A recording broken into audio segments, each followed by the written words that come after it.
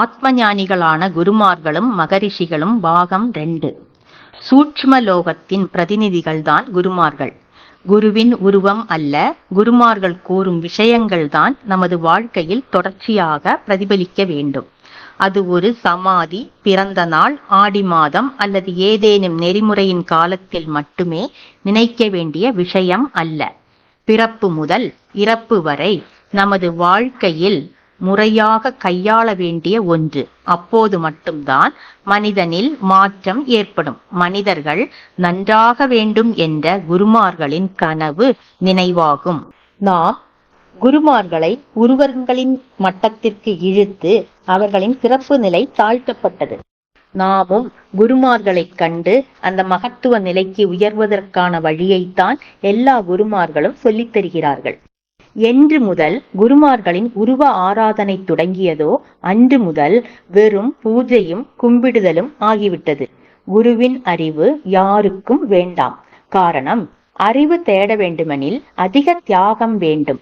ஒன்றும் தியாகம் செய்ய யாருக்கும் முடியாது என்பதுதான் உண்மை. இன்ஃபர்மேஷன் தேடுவது மிகவும் எளிது. அதற்கு ஏதாவது ஒரு புத்தகம் வாங்கி வாசித்தால் போதும். குருமார்களை ஒரு தனி மனிதனாக அல்லாமல் இந்த பிரபஞ்சம் முழுவதும் நிறைந்து நிற்கும் அறிவாக அல்லது சைதன்யமாக புரிந்து கொள்ள வேண்டும். குருமார்கள் அறிவின் ரூபங்கள். எனவேதான் அவர்களை தஸ்மை என்று அழைக்கிறோம். பதிலாக நாம் குருமார்களின் கண், மூக்கு, நெற்றி, முகம் பார்த்து ஒரு தனி மனிதனாக காண துவங்கும் போது நமக்கு அறிவு ஒருபோதும் கிடைக்காது. குரு என்பவர் ஒரு நபர் அல்ல, மாறாக ஒரு தத்துவம் என்ற நினைவு நம் நினைவிலும் வாக்கிலும் செயலிலும் நாம் ஒவ்வொருவரும் உணர வேண்டும். குரு தத்துவம் சூட்சுமத்தில்தான் வேலை செய்யும். தாயும் சேயும் போலுள்ள தொப்புள் கொடி உறவு போல் நம்மை பிரபஞ்சத்துடன் ஒரு குரு தத்துவம் மூலம் இணைக்கிறது. நாம் பிரபஞ்ச சட்டம் அனுசரித்து வாழாத காரணத்தால் பிரபஞ்சத்துடன் நமது தொடர்பு துண்டிக்கப்பட்டுவிட்டது. ஒரு குரு தத்துவம் வழியாக பிரபஞ்சத்துடன் நம்மை மீண்டும் தொடர்பு கொள்ளச் செய்கிறது SMS தியானம். என்று நாம் அந்த குரு தத்துவத்திலிருந்து மாறுகிறோமோ அப்போது மீண்டும் பிரபஞ்சத்துடன் உள்ள தொடர்பு துண்டிக்கப்படும். பிரபஞ்சம் கைவிட்டால் குரு கைப்பிடித்து உயர்த்துவார் என நம்பலாம். ஆனால் குரு கைவிட்டால் யாரும் வரமாட்டார்கள். அதனால் குரு நிந்தை செய்யக்கூடாது. பிரபஞ்சம் மண்டியிட்டு நீ சொந்தமாக கற்றுக்கொள் என்று கைவிட்ட மனிதர்களை நல்லவர்களாக மாற்றத்தான் குருமார்கள் முயற்சிக்கிறார்கள். பிரபஞ்சத்திடம் உள்ள அளவில்லா ஆர்வம் மூலம்தான் குருமார்கள் பல பிறவிகளாக தேடிய தவப்பயனை தானமாக நல்குகிறார்கள். அதை புரிந்து கொள்ளும் அறிவு அகங்காரம் கொண்ட நம்மை போன்ற மனிதர்களுக்கு இல்லாதானது. இறுதியாக குருவும் சிஷ்யன் முன் மண்டியிட்டு நீயே போய் சுயமாக கற்றுக்கொள் என்பார். அறிவின்மையில் மூழ்கியிருக்கும் நம்மை அறிவுடையவர்களாக உயர்த்துவதற்காகத்தான் குருமார்களின் முயற்சியை காம்ப்ளிகேட்டட் மெமரி நிறைந்த நப்தியால் பின்னோக்கி இழுக்க முயற்சிக்காமல் இருந்தால் நமக்கு ஞானம் பெற்று சுகமாக வாழலாம். குருமார்களின் ஒவ்வொரு வார்த்தையும் பிரபஞ்சத்தின் வார்த்தைகள் ஆகும். அதாவது பிரபஞ்சத்துக்கு நம்மிடம் என்ன கூற வேண்டுமோ அது குரு மூலமாக குருவின் வார்த்தைகளாக வருகிறது. ஆகையால் அதை நாம் தனி நபருக்காக எடுத்தால் நமக்குத்தான் நஷ்டம். குருவின் உருவமோ ஆடையோ குரலோ முக்கியமில்லை. மாறாக அந்த குரலிலிருந்து வரும் வார்த்தைகளை நாம் புரிந்து கொள்ள வேண்டும். ஏனெனில் தன்னலமற்ற முறையில் பிரபஞ்சத்திற்காக நிற்கும் ஒருவர் மூலம் பிரபஞ்சம் பேசத் தொடங்கும். அவர்களை கட்டுப்படுத்துவது பிரபஞ்சமே. அங்கு நல்லதோ கெட்டதோ, சந்தோஷமோ துக்கமோ, பாவமோ புண்ணியமோ, இன்பமோ துன்பமோ, லாபமோ நஷ்டமோ எதுவும் இல்லை. அவை அனைத்தும் புரிதல் மட்டுமே. அதாவது குருமார்கள் குணங்களுக்கு அப்பாற்பட்ட நிலையில் நிற்கிறார்கள். ஆத்ம திருப்தி அல்லது ஆன்ம இன்பம் என்பதே அதன் மூலம் அனுபவிக்கிறார்கள். இனி குருவின் ஆளுமை முக்கியமில்லை எனும்போது குருவிற்கு மதிப்பு மரியாதை அளிக்க தேவையில்லை இல்லை என அர்த்தமில்லை. வாழ்ந்து கொண்டிருக்கும் ஒரு குருவை தவிர சமாதியில் இருக்கின்ற ஒரு குருவுடன் தொடர்பு கொள்ள இயலாது. நாம் காணும் குருவின் மூலம் நமக்கு அறிவை பெற முடியும்.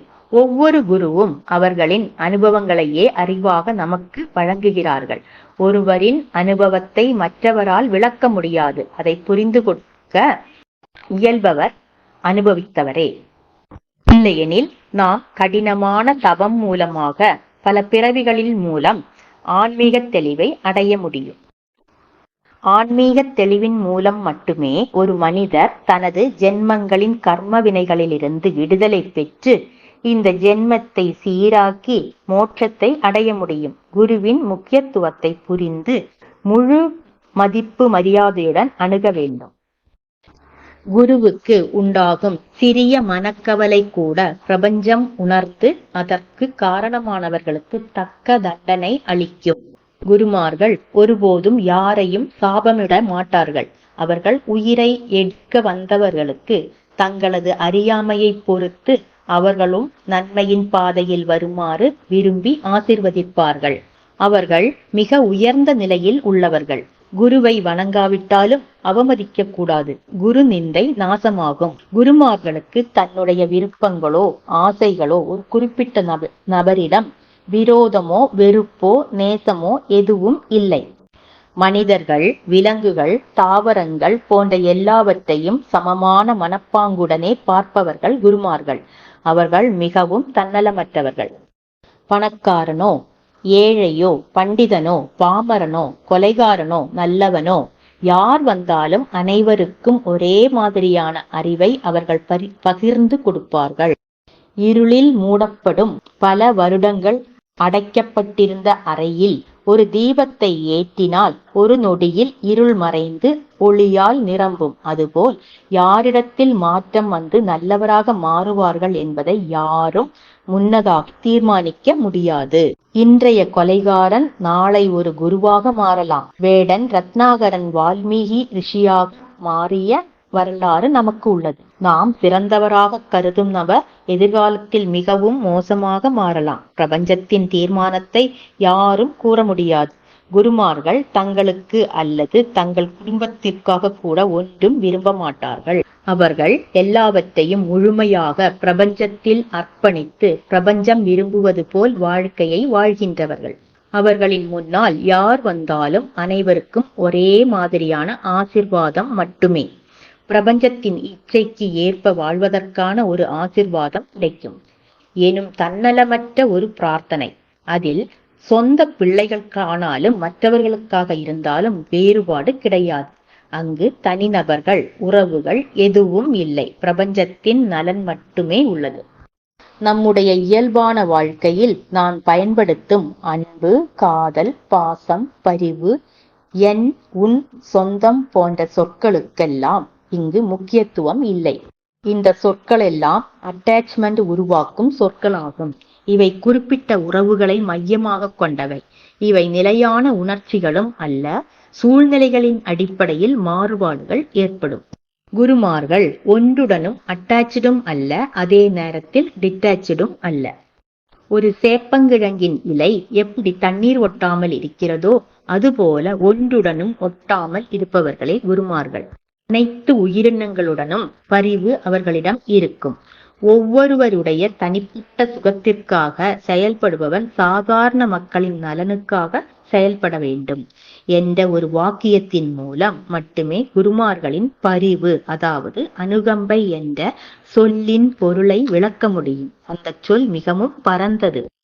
சுயநலமாக தனது நலனை மட்டுமே கருதி கொண்டிருக்கும் ஒருவனுக்கு அதை புரிந்து கொள்ள முடியாது. அதாவது ஆத்ம சுகம் அனுபவித்தவருக்கு மட்டுமே அதன் பரவலை புரிந்து கொள்ள முடியும். தன்னுடைய நலம் மட்டுமல்ல, பிரபஞ்சத்தில் உள்ள அனைத்தும் சுகமாக இருக்க வேண்டும் என்ற உணர்வை அனுபவத்தில் அறிய முடியும். இது ஒரு அனுபவ நிலையாகும். எவ்வளவு படித்தாலும் எவ்வளவு கூறினாலும் புரிந்து கொள்ள முடியாது. பாரதத்தின் கலாச்சாரம் இதுதான். ரிஷிகளும் தங்களுக்கு அல்லது ஒரு குறிப்பிட்ட பிரிவுக்கே நன்மை வேண்டுமென விரும்பியதில்லை. இந்த உலகம் முழுவதும் சுகமாக இருக்க வேண்டும் என மட்டுமே விரும்பியவர்கள் மற்றும் ஆசீர்வதித்துள்ளனர். இதுவே நம் கலாச்சாரத்தின் சிறப்பாகும். குருவிடமிருந்து நாம் பெறுவது அறிவாகும். எதையும் கேட்டு வாங்கும் தகுதி நமக்கு இல்லை. குரு என்ன தருகிறாரோ அதை தாழ்மையுடன் பணிவுடன் நன்றி உணர்வுடன் ஏற்றுக்கொள்ள வேண்டும். நம் தகுதிக்கு ஏற்றவாறு, பிரபஞ்சத்தின் தன்மைக்கு ஏற்றவாறு நமக்கு தேவைப்படும் போது நன்மை அடையும். அதற்காக நாம் செய்ய வேண்டியது குரு கூறுவதை உறுதியாக கடைபிடித்து வாழ்வதுதான். அவ்வாறு குரு தத்துவத்தை கடைபிடித்து பிரபஞ்ச தர்மத்தை பின்பற்றி வாழ்ந்தால் நம் குடும்பத்தில் மாற்றங்கள் வந்து சேரும். நாம் விரும்பிய அன்பு, பாசம், காதல், பரிவு எல்லாம் நம் பெற்றோர், கணவன், மனைவி, சகோதரர்கள், குழந்தைகள் போன்ற நம் குடும்ப உறுப்பினர்களிடமிருந்து நமக்கு கிடைக்கும். அதாவது குடும்பத்தில் மாற்றங்கள் வந்து உலகியல் வாழ்க்கை சமாதானமாகவும் மகிழ்ச்சியாகவும் மாறும். நாம் ஒவ்வொருவரும் அனுபவிப்பது அவரவரது கர்மவினை பயன். யாரையும் குறை சொல்ல நமக்கு தகுதி இல்லை. அதை நாமே அனுபவித்து முடித்து மோட்சம் அடைய வேண்டும். அந்த மோட்சம் அடையும் பாதையை குருமார்கள் மூலம் நமக்கு காண்பிக்கப்படுகிறது. குரு தத்துவத்தை அடிப்படையாக கொண்டு வாழ்க்கையை நடத்தினால் அனைவருக்கும் அந்த நிலையை அடைய முடியும். குரு தத்துவம் சூட்சுமத்தில் தான் வேலை செய்கிறது, ஸ்தூலத்தில் அல்ல என்ற புரிதல் நம் ஒவ்வொரு எண்ணத்திலும், வாக்கிலும், செயலிலும் வேண்டும். தொடரும்.